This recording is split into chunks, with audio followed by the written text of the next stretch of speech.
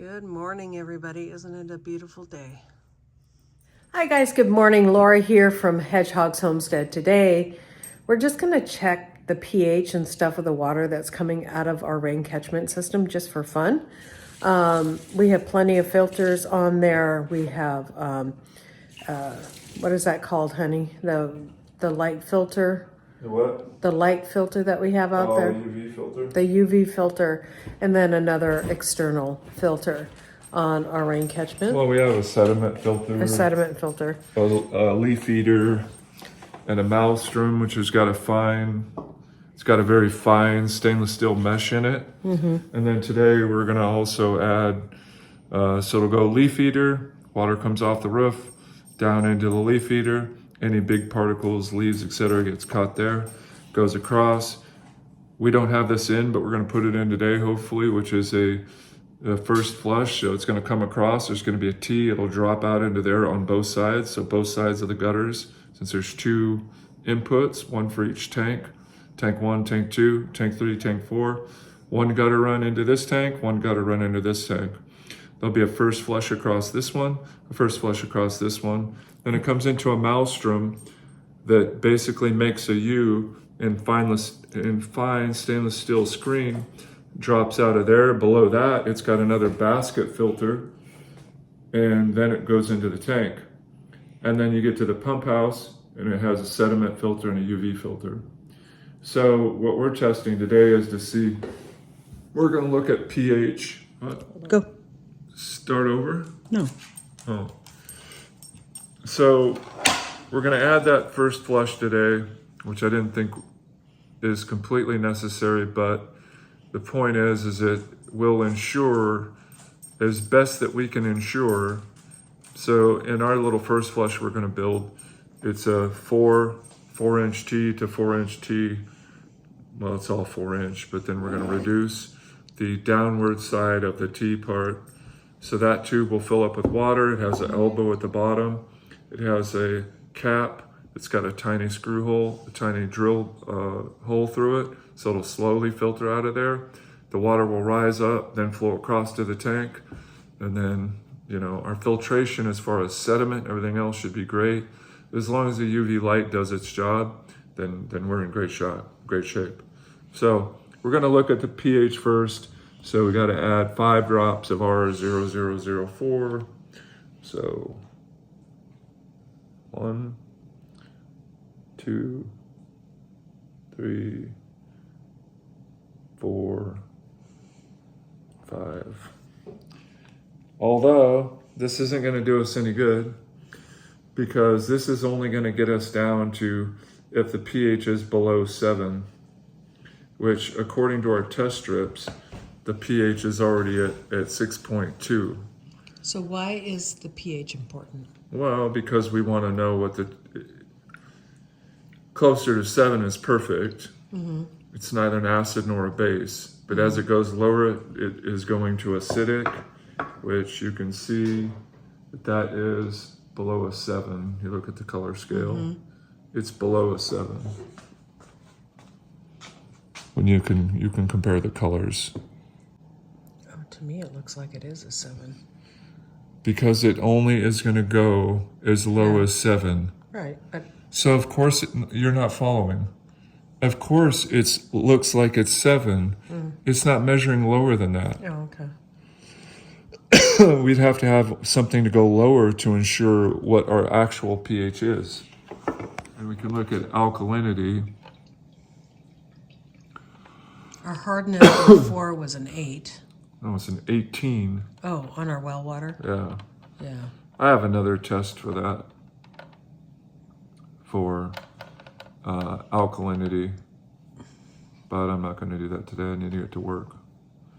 But the point is that we can I'll just have to look on Amazon and we'll find a test so we can just see what the water is at, what the pH is exactly. And if I'll look and find out what is ideal pH for drinking water, It says somewhere between 6.5 and 8.5. Yeah. Well, this already measured on the low end of 6.2. Okay. That's this test strip. But water with pH below 6.5 is acidic and may have a sour metallic taste. We don't have that. Yeah. Water with a pH above 8.5 is alkaline and may have a bitter taste. So we're good. Yeah. Yeah, so the EPA says 6.5 to 8.5. The best pH of drinking water is 7, which is in the middle of the scale, which is Just exactly like soil, you want your soil perfect. to be 7. Right, yeah, and you want your water to be 7. So the reality is, let's see, Healthline says, yeah, everything's going to say, everyone's going to say the same thing. And then if we looked and said, what is the pH of rainwater? That's going to say it varies. The pH of normal rainwater is typically around 5.6, which means it's slightly acidic due to the absorption of carbon dioxide from the atmosphere, forming carbonic acid. Yeah. So Ours might be slightly higher because we live in the country and don't have that much carbonic acid. no, Maybe. it's formed by carbon dioxide. It has Yeah. nothing to do with where you Okay. live. When rain combines with sulfur dioxide or nitrogen oxides produced from power plants, of which we live very close to one, and automobiles, the typical water rain becomes much more acidic. Typical acid rain has a pH value of 4. Well, so at any rate, we're going to be acidic. Our water is going to be acidic, slightly acidic. Does that bode any problems? I don't think so. Doesn't for us. I mean, Yeah. I don't see. I want to look at it a little bit more just to kind of understand it. But for now, I mean, it's fine. And it tastes good, actually. And that's the important part, that it tastes good. So that kind of tells us too that it's not too acidic. Because what it'd say if it was acidic, it would taste like. If it was high, it'd be bitter. And if it was low, in other words, higher above alkaline, it tastes bitter. And then below that, I don't remember what it said, but it doesn't taste any of those things. Right.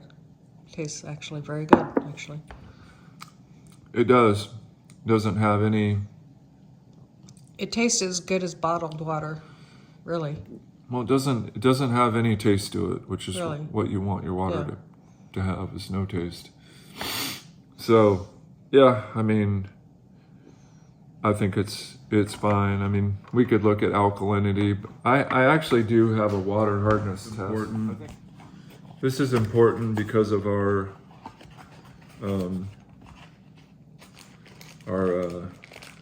this is what has messed up our faucet, messed up the hot water heater. So this is important in relation to that. So that's why I'm kind of curious as to what it may be. It isn't going to be much. So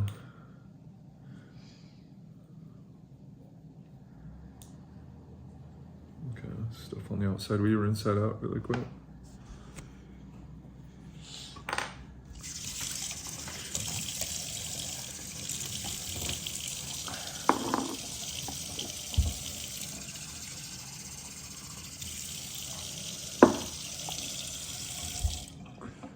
Okay, fill the test tube to the top with sample. Pour sample into the mixing bottle, add 1 level spoonful, swirl to mix. Add the hardness 3 titrant solution to the mixing bottle dropwise while swirling the mixing bottle, and the sample changes color from pink to blue record the number of drops added. So we need to pour this until it's full.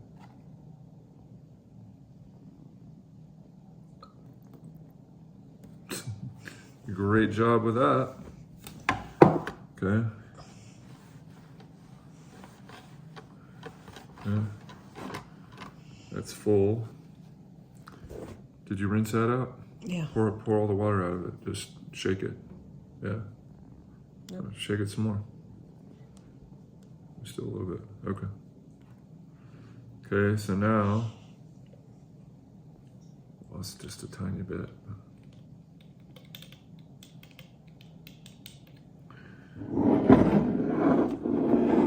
So, we're going to add 1 spoonful of Univair 3. Add 1 level spoonful. Now, our water hardness with our last stuff was 18, which I guess is a lot. So we're gonna add 1. Well, the well guy, when he tested it, he said it was the hardest he'd ever seen. So we're gonna do 1 level spoonful.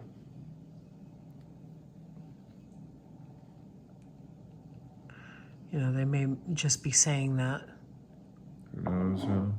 1 level spoonful-ish.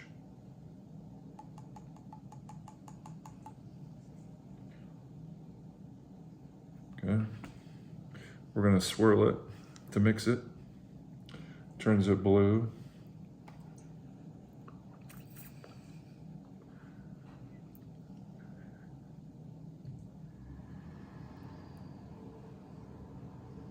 Or purple. Well, yeah, it's kind of purplish. So now we're gonna add until this turns pink, which is kind of purplish, pinkish, purple.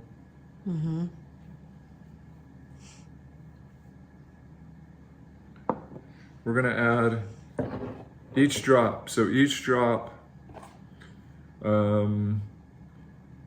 when the sample color changes from pink to blue, add it backwards. Oh. When it changes from pink to blue, the number of drops is the total hardness. Okay. So we need to count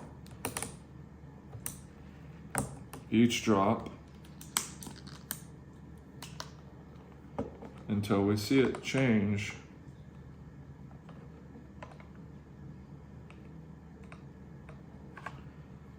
So,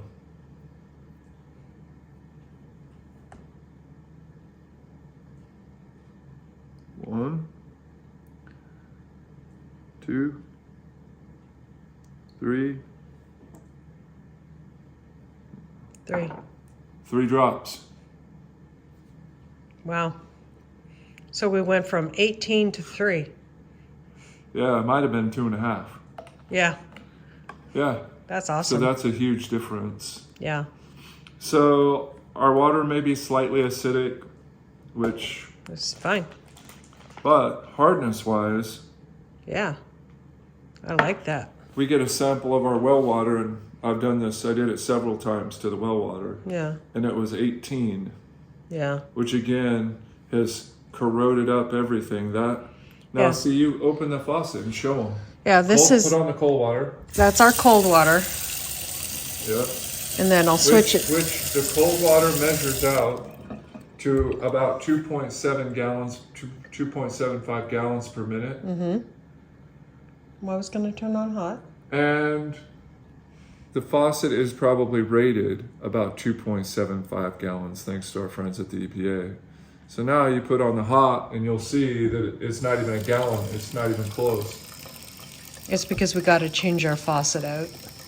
I will add, you can turn it on. I will add that these lines run underneath the concrete, underneath over here, we have a slab, and at the bottom where the water comes into this, some people may think, oh, well, your plumbing from all this hardness is corroded, etc. Where it comes out of the valve, so what's being supplied to this valve is almost 5 gallons a minute, which is what we were getting out of our spigots outside Yeah. with the well. Yeah. Now with our new system, we're sitting at, with our rainwater system, we're sitting at in here or right there at the source, because we have little valves that we can use and open the cold water Yeah. and the hot water. We're sitting at 10 gallons a minute coming into our house, which outside, I'll have to run the test at some other time when I'm feeling like it, but outside we were right at 5 gallons a minute. But outside we're going to be way higher than that now. So there we go. Watching today's video. God bless, and we'll see you next time here on Hedgehog's Homestead. Bye.